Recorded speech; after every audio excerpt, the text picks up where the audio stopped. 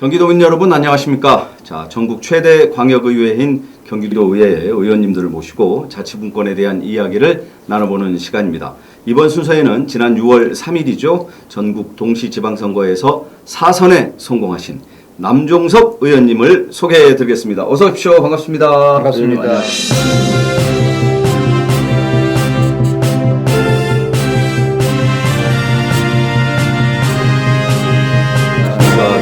용인의 남종섭 의원입니다. 네. 의원님 앞으로 4년 더, 그러니까 9대 때부터 이제 7월에 출범하게 된 12대 때까지 무려 16년간 도민의 민생을 다시 한번 더 책임지게 되셨는데, 우리 도민 여러분들께 인사 말씀 한번 부탁드리겠습니다. 네, 안녕하세요. 용인 삼성거구 남종섭 도의원입니다. 우선 그 144석이라는 경기도의회에 압도적인 의석을 만들어주신 도민 여러분께 진심으로 감사드립니다. 아울러 기흥 지역구에 우리 주민 여러분께서도 저를 4선으로 만들어주시고 더군다나 무투표 당선을 시켜주신 데 대해 영광이라고 생각하고요. 정말 감사드립니다. 앞으로 열심히 일하도록 하겠습니다. 네, 인사 중에 잠깐 말씀을 주셨는데 무투표 당선 되셨단 말이죠. 지역구 용인에서 무투표 당선 사례는 아마 처음 같습니다. 그렇죠? 용인에서는 처음이죠. 네네, 용인에서는 그만큼 지역에서 신망이 두텁다. 뭐 이걸 뭐 반증하는 거 아닐까요? 그렇게 생각해 주시면 감사한데요. 사실 그 3선 하는 동안 그러니까 지역 주민들과 정말 끊임없이 같이 소통하고 네. 같이 나누고 그다음에 일하고 이랬던 그 경험을 우리 그 주민분들께서 잘 봐주셨지 않나 이렇게 생각이 되고요. 사실 지역에 나가면은 이제 그 우리 주민분들 따뜻하게 손 잡아주시면서 이번에 또 나오시냐고 이렇게 물어보면 네. 예, 또 나갑니다 이렇게 대답은 하는데 어쨌든 그분의 그 열망이 그러니까 지역이 좀 변화되고 열망하는 그러한 것들이 많이 담아져 있는 것 같아요. 그동안 저는 뭐 하여간 지역에서 열심히 했다. 지난 12년간의 의정 활동의 성과에 비추어서 국민의힘이 감히 후보를 내지 못하는 결과까지 이끌어낸 것 아닌가라는 생각이 드는데, 감사합니다. 우리 지역 주민들의 열망을 받들어서 앞으로 4년간 더 의정 활동을 하게 되셨습니다. 다가올 12대 경기도의회 그 최우선 과제 이거 무엇이라고 생각하세요? 이번 선거를 통해서 144석의 압도적인 의석을 준 거는 좀 소통을 잘하라, 그러니까 협치를 잘하라 이런 좀 명령을 주신 것 같아요. 전에 11대 때에는 78대 78이라는 네. 동수를 주셨기 때문에 사실은 너무 일하기가 힘들었거든요. 그러니까 이번에는 그 대한민국을 위해서 아니면 도정을 위해서 좀 효능감 있게 빨리빨리 처리하고 일을 하라 이러한 명령을 주신 것 같습니다. 네, 효능감 있게 압도적 의석을 배분한 것도 도민들의 그런 열망이 담겨 있는 결과였다라는 말씀 주셨는데, 경기도에는 또 여러 가지 현안들이 많은데 도민들이 좀 서둘러서 좀 압도적으로 좀 개혁해야 될 방향 이런 것들은 무엇이라고 생각하고 계신 것 같습니까?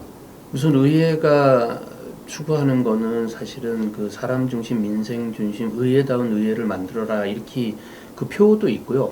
근데 실제로 지금 나타나는 거는 지금 굉장히 경제가 어렵잖아요. 네. 그래서 민생 경제를 빨리 해결하라, 신속하게 해결하라라는 열망이 굉장히 숨어 있다고 봅니다. 우선 저희가 그 경기 남부에 미래 먹거리를 책임질 대한민국을 이끌고 갈 반도체 클러스터, K 반도체 클러스터를 완성하고 AI 혁신 지구로 좀 완성을 해라 이런 열망이 좀 담겨 있는 것 같아요. 그게 뭐 SK 일반 산단이라든가 아니면 삼성 국가 산단이라든가 이런 부분에 있어서 대한민국을 선도한 그러한 그 반도체 집약적인 산업 단지를 용인에 건설하라. 아니면 경기 남부에 건설하라 이런 열망들이 우선 있는 것 같고요.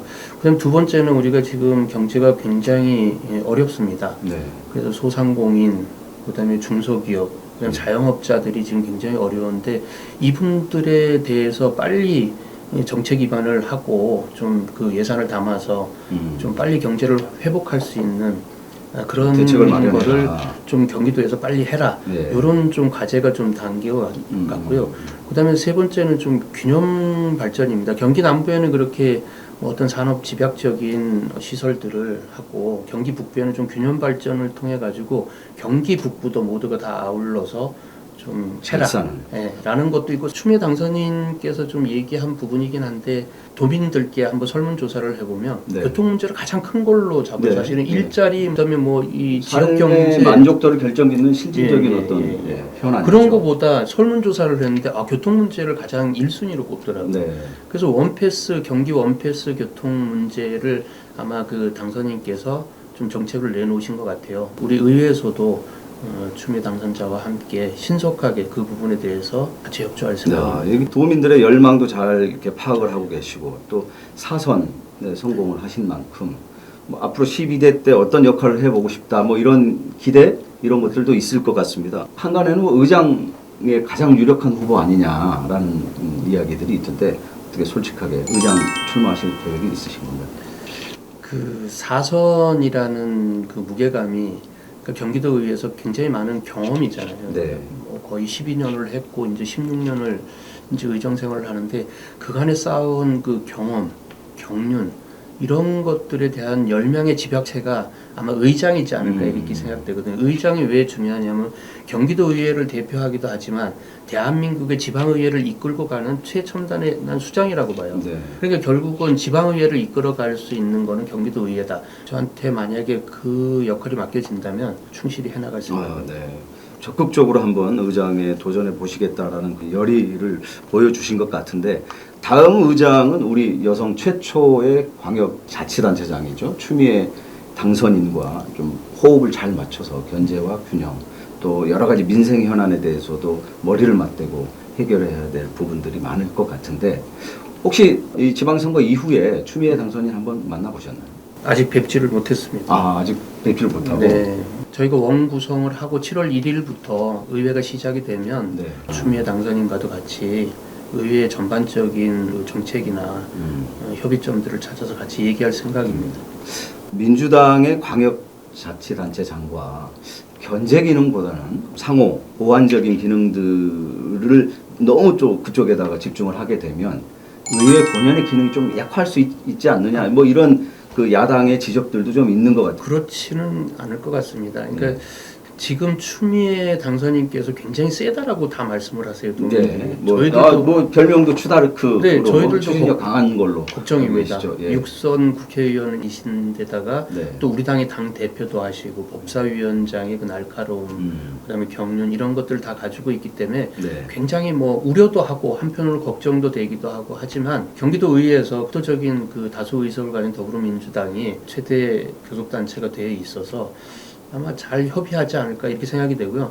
또 하나는 의회 본연의 기능이 있습니다. 네. 의회는 헌법에 보면은 118조에 지방자치단체는 지방자치단체에 지방의회를 둔다. 요 네, 구절 네. 때문에 강 집행부와 약 의회가 구성되어 있는 것처럼 보이지만 기관 대립형 구조로 되어 있습니다. 이게. 네. 그러니까 시민들께서 부여한 그 권한, 그러니까 감시와 견제의 기능, 이거는 분명하게 의회 자체에서 존재한다고 봅니다. 지방의회의 권한, 그 견제 균형의 역할을 본연의 역할을 제대로 할 수 있기 위해서는 좀 제도적으로도 여러 가지 보완책이 필요한 만큼 그동안 경기도의회에서도 지방의회법 제정이라든지 이런 것들을 계속 추진해 왔는데 실질적으로는 이루어지지 못했단 말이죠. 혹시 의장이 되신다면 이런 부분에 대해서 좀 강력하게 추진할 뭐 열의가 있으신지요? 예. 당연히 저희의 가장 큰 지방의회의 열망이 지방의회법 제정입니다. 네. 11대에 들어와가지고 많은 의회의 제도 개선이 이루어진 것은 사실입니다. 굉장히 많이 됐는데 여전히 지방의회가 인사권 독립은 됐지만 조직권이나 예산권이 독립이 되지 않았기 때문에 그 부분이 없으면 어떤 기관 대립형 구조 속에서 의회가 견제를 할 수 있는 그런 방안이 거의 없기 때문에 이 부분은 뭐 저희가 그 목표를 가지고 있습니다. 지금 사실은 저희가 계속 그 지방의회법 제정을 위해서 노력을 하는데도 불구하고 국회의원들이 동의를 쉽게 안 합니다. 그 얘기는 뭐냐면 국회의원들이 사실은 지방의원들의 역할이 중요하기도 하지만 잠재적 경쟁자로 보는 것 같습니다. 경쟁자이기 때문에 그럴 필요 없다 저는 생각이 됩니다. 그러니까 민주주의 발전을 위해서 지방의회가 강해야 되고 지방의회가 강해진다고 우리가 국회의 권위나 권능을 넘어서는 건 아니지 않습니까? 그럼 각자의 기능이 있는 건데 그 기능을 좀 인정해 주셨으면 좋겠습니다. 아, 네. 국회의원님들 잘 들으셨는지 모르겠습니다. 우리 지방의원의 권위 이런 것도 좀 인정을 해달라 이런 말씀이십니다.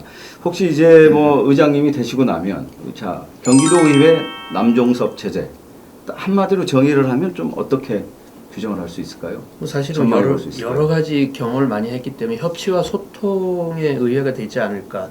그렇지만은 단단한 의회, 전국을 이끌고 갈 수 있는 힘 있는 의회가 되지 않을까 이렇게 전망을 합니다. 단단한 의회, 힘 있는 의회.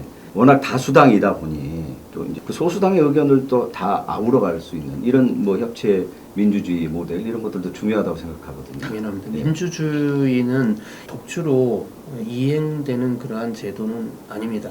아무리 소수지만 소수의 의견도 경청을 하고 경기도 의회에 정말 허심탄회 같이 얘기하고 네. 발전적인 방향은 함께 이끌어갈 수 있도록 그렇게 노력할 예정입니다. 네. 지금 그 도의회에 혹시 또 사선 의원이 있으신가요? 아니면? 수원의 박옥분 박옥분 의원님이 사선입니다. 그럼 혹시 그분도 출마하신다면 여성 의원님과 우리 남정석 의원님의 대결. 존중합니다. 네. 지금 그 박옥분 의원님 말씀이 나왔는데 박옥분 의원님 어떤 뭐 장단점 뭐 있을까요? 그 우선 지방의회 4선이라는 그 타이틀을 얻기 위해서는 굉장히 많은 그 일들이 벌어지고 사선을 넘어왔다라고 저는 생각합니다. 그만큼 경험과 연륜과 그다음 정치력이 겸비한 분이기 때문에 4선이라는 그 부분에 대해서는 굉장히 존중합니다. 섬세하기도 하고. 그러니까 남종섭 얘기하면 좀 강단이 있고. 네. 하지만 우리 박옥근 의원님 같은 경우에는 세심하고 그다음에 섬세하기 때문에 그러니까 이 일 처리에 있어서도 그렇게 꼼꼼하게 잘하는 그런 의원이라고 정평이 나 있습니다. 자, 우리 저 남종석 의원님 이제 앞으로 4년간 의정 활동하시면서 혹시 또 의원님들의 선택을 받아서 경기도 의회 전국 최대 광역의회 의장도 또 역임을 하시게 되실 테고 4년 이후 그리고 그 다음 4년 이후에 이 정치인 남종석 뭐 어떻게 변모해 있을까 혹시 스스로 한번 생각해 보신 적 있으신가요? 제가 가장 그 표로 삼는 게 이제 상선약수라는 이 도덕경에 나오는 구절 중에 하나인데요. 그러니까 한없이 그 부드러우면서도 그 물에 거칠 때 되면 바위도 깎아낼 수 있는 그런 힘이 있는 정치를 하고 싶다 이런 말씀을 좀 드립니다. 네, 감사합니다. 상선약수와 같은 정치인으로 좀 도민들께 남고 싶다 이런 말씀을 주셨는데, 자 오늘 우리 남종석 의원님 모시고 여러 가지 말씀 나눴지만 앞으로 의장에 도전하시게 되면 또 좋은 결과 있으시기를 저희들도 같이 한번 기대해 보겠습니다.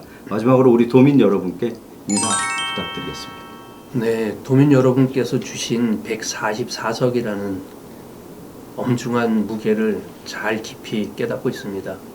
정말 도민을 위해서 열심히 일하고 의회가 싸우지 않고 소통과 협치로서 열심히 일하겠다는 말씀 드리고요. 그 다음에 추미애 당선인과도 같이 소통하고 협치해서 그러니까 민생 경제를 풀어가는데 경기도의회가 앞장서도록 하겠습니다. 다시 한번 4선이라는 무게감 144석이라는 경기도의회에 주신 것에 대해 깊이 감사드립니다. 고맙습니다. 네, 오늘 나와주셔서 감사드리고요. 남종석 의원님의 좀 부드러운 카리스마 좀 느낄 수 있었던 시간이 아니었나 싶습니다. 12대 의정 활동 기간에 많은 성과 기대하겠습니다. 오늘 감사드립니다. 고맙습니다.